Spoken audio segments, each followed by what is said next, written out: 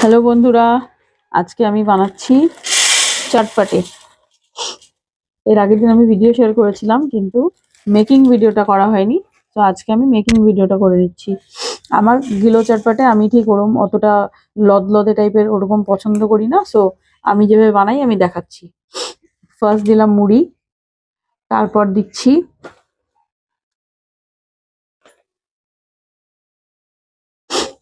আমার বাড়িতে বানানো গ্রেভি। এতে অল টাইপস অফ মানে সব রকম টাইপের চানা, কাবলি চানা সবকিছু আছে, আলু টালু সবকিছু আছে। এটা একটা কাইন্ড অফ তরকারি। আর এর সঙ্গে যাচ্ছে ভুজিয়া, চানাচুর চানাচুর গেল।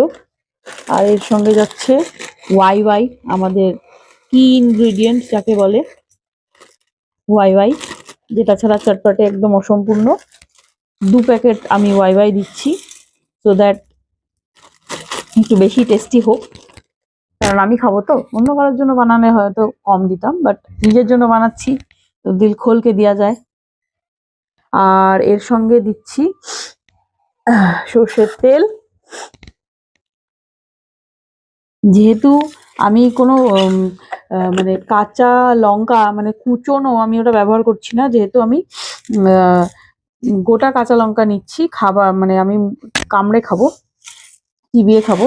সো আমি এর মধ্যে কোনো কাঁচা লঙ্কা দিচ্ছি না। বাট আমি শিওর করছি যে এই তরকারিটা খুবই ঝাল হয়েছিল, দারুণ স্পাইসি। আপনারা হয়তো লাল রংটা দেখে বুঝতেই পারছেন। সো এই হচ্ছে আমার কাইন্ড অফ গিলো চটপটে। হ্যাঁ, তার সঙ্গে আমি আরেকটা ইনগ্রেডিয়েন্ট দিতে পারি, সেটা হচ্ছে আমি একটু চাটনি টাইপের কিছু দিতে পারি। বাট ওটা দিলে না, এই মুড়ির যে ক্রাঞ্চটা আছে বা এই যত আদার্স আমি ইনগ্রেডিয়েন্ট মেশালাম, ওয়াই ওয়াই বলুন আর হচ্ছে চানাচুর, তো সেটার ক্রাঞ্চটা নষ্ট হয়ে যাবে। সো আমি এই ধরনের চটপটে পছন্দ করি।